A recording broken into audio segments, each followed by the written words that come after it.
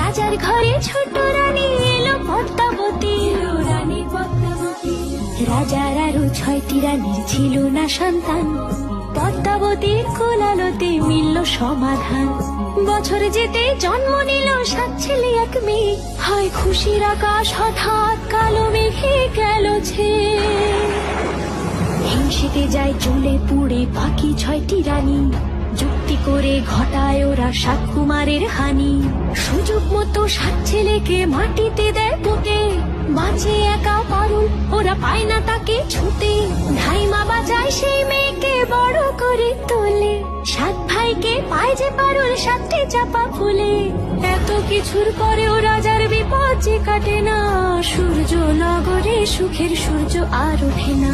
হিংসা বিবাদ বিচ্ছেদ আর প্রেমের কাহিনীতে পারুল বোন কি পারবে 7 ভাই চম্পাকে জাগাতে।